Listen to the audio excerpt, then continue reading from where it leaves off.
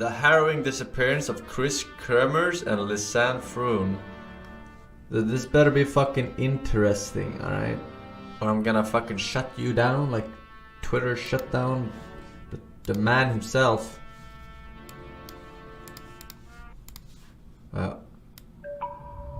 Nightmare Expo.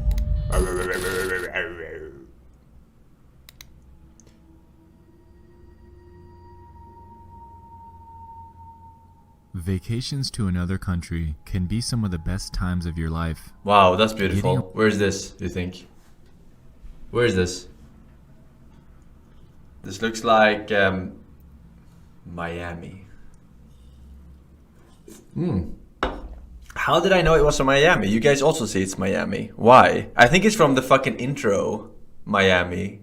That I just saw this and I was like from the fucking TV show or something. Right? But I haven't watched that TV show like in like 20 years probably. Palm trees, yeah, lots of places have fucking palm trees. But I said Miami and chat said fucking Miami. I wonder why. It's Dubai? Oh, is it Dubai? That was my first thought though. But then I was like, damn.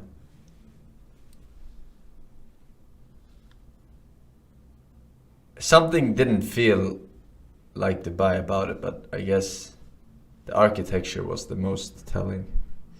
Ugandan trees. Alright, shut up! Experiencing a culture nothing like your own and traversing through some of the most memorable places on earth are truly something to hold with you for a lifetime. Oftentimes on said trips, warnings are made to stay within the boundaries of where you're supposed to be, whether it be a hotel, a host family's house, or even a resort. It's generally pretty strongly urged to, without a guide, stay on the path set forth in front of you. Unfortunately, many of us have that growing instinct of curiosity. What if we ventured out on our own, ignored the warnings, and truly explored where we were? How badass would that be? Nothing that bad could ever happen to us, right? Except I wonder how the word it can. I wonder how the word badass turned into like the meaning it is today, right? How did badass turn into the meaning it has today? How? Comes to the Someone tragic find out. case surrounding two girls from the Netherlands on their trip to Panama, it did. Today, we're going to explore the evidence and story surrounding the harrowing disappearance of Kris Kremers and Lisanne Froon. Kris Kremers and Lisanne Froon are two girls from the Netherlands who made their way to Panama to celebrate Kris graduating from school. They arrived to the country on March 15, 2014 and explored around for 2 weeks before reaching their destination, the city of Phuket, on March 29th. The girls allegedly had plans to volunteer to work with the local school and to improve upon their own Spanish. Kris carried around a diary, and allegedly she noted that the aforementioned school let them know that they arrived an entire week early and were pretty rude about it. Anyway, on April 1st, 2014, at around 10 a.m., the girls embarked with the host family's dog. Who was rude? And were pretty rude about it. She noted that the aforementioned school let them know that they arrived an entire... The what school? What? Why can't I not understand what he's saying? With the local school and to improve upon their own Spanish. Kris carried around a diary, and allegedly she noted that the aforementioned school let them know that they arrived an entire week early. The aforementioned school let them know that they arrived an entire week early. I don't fucking get it. Can someone explain to me like I'm retarded? Please. The school they were going to, yeah, the school they were going to said, "Oh, you are 1 week early. You shouldn't be here, you fucking cunts." Is that what happened? Isn't that weird? What? So what? And were pretty rude about it. Okay. Anyway, on April 1st, 2014, at around 10 a.m., the girls embarked with the host family's dog on a hike up the La Pianista Trail near the Continental Divide. Everything seemed to go pretty well, and the host family had believed everything was fine. Up until a few hours later when the family's dog returned home without the girls. The host family was immediately worried and called the police.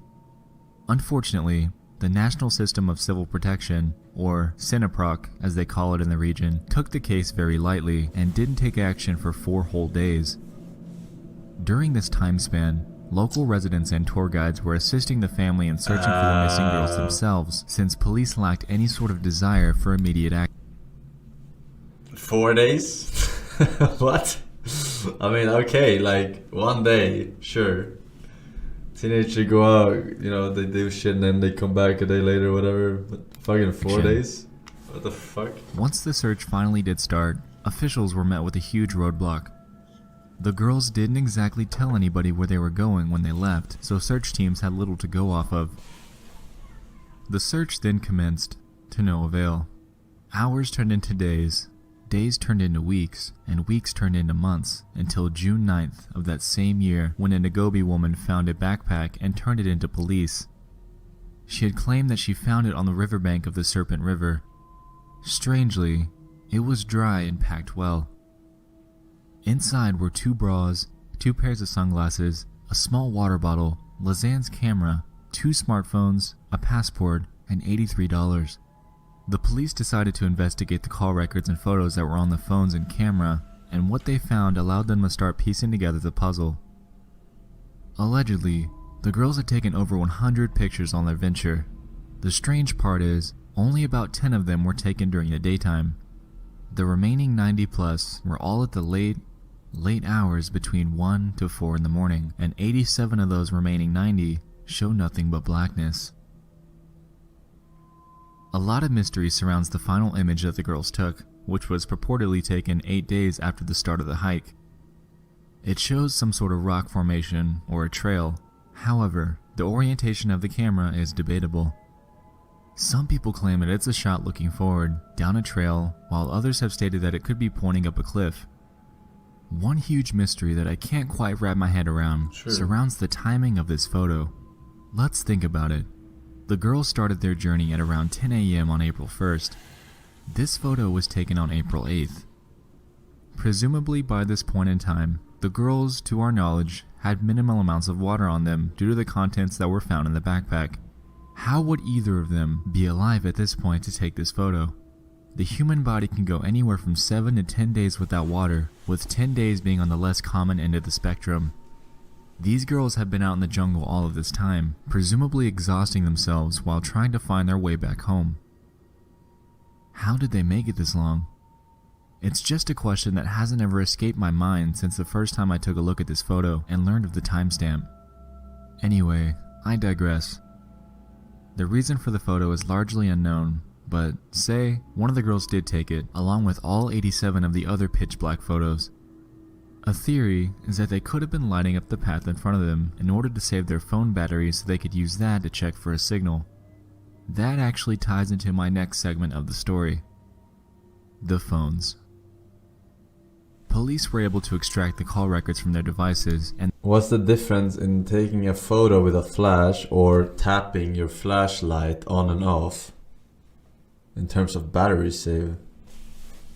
Right? What the camera takes way more because it's like fucking it's also live picture, right? On the phone. If you have like a video or a camera on, it drains more battery, right?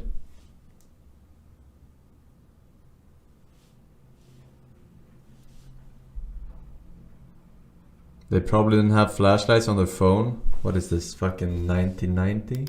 And they found that the girls made their initial attempt to call 112, I didn't check. the Dutch emergency line, and 911, the 2014 Panamanian emergency line, just hours after starting their hike. This tells us that on day 1, something went wrong here.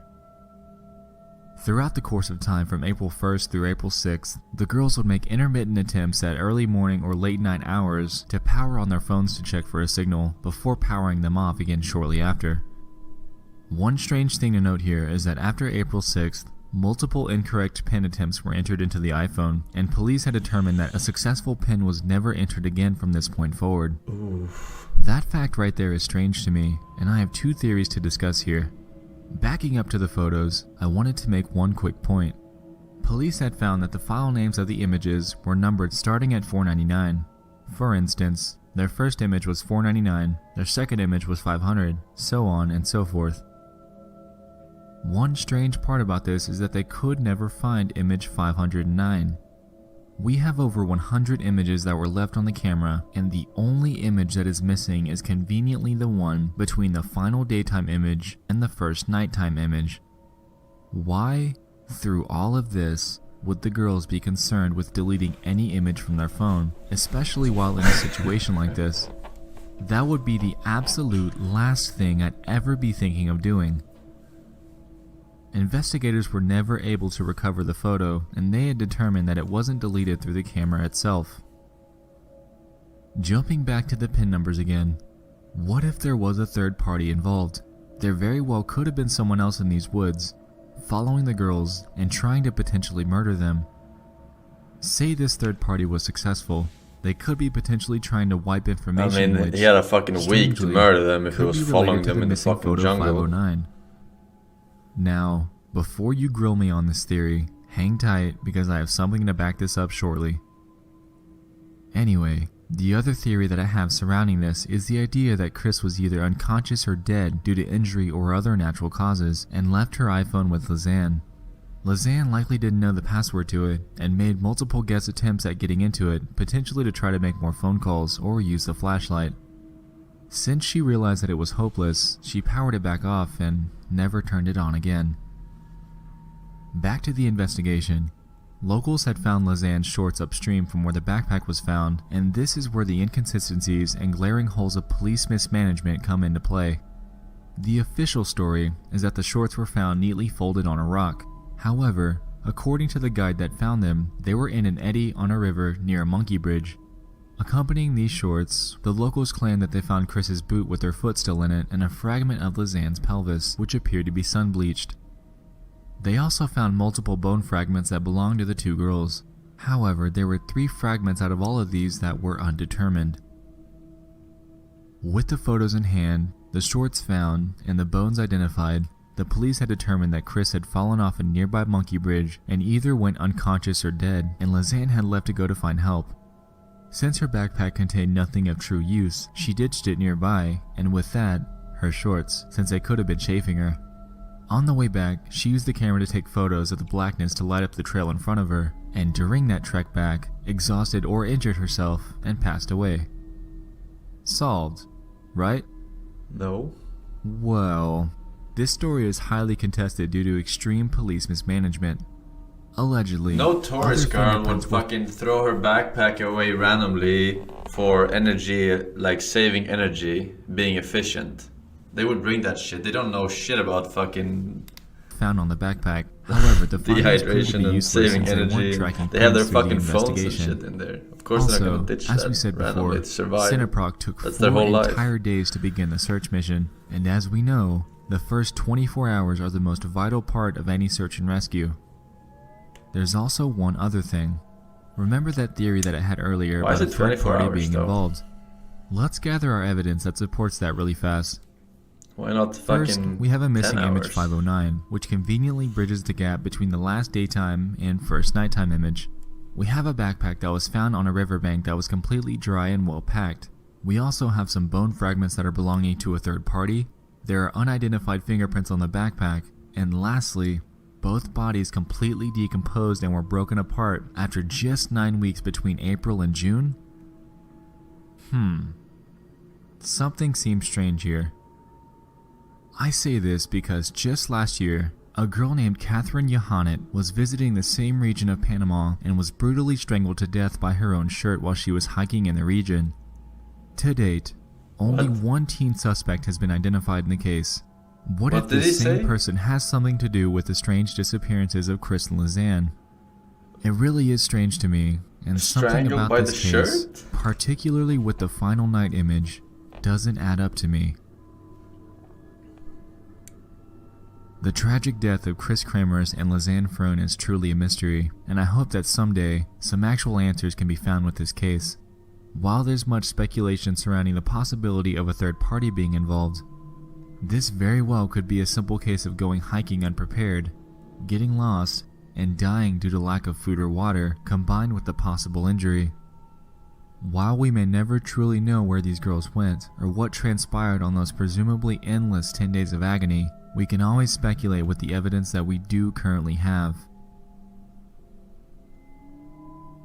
We just explored the harrowing mystery surrounding the disappearance of Kris Kremers and Lisanne Froon. This is a case that's baffled me for quite some time, and I hope this interested you as much as it did me.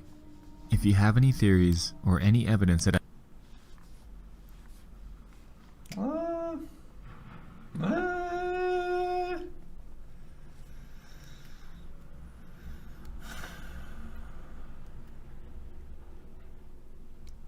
I mean, what fucking... that's... What parents? How old were those girls? They graduated high school? Just graduated high school? Is that what they said in the start?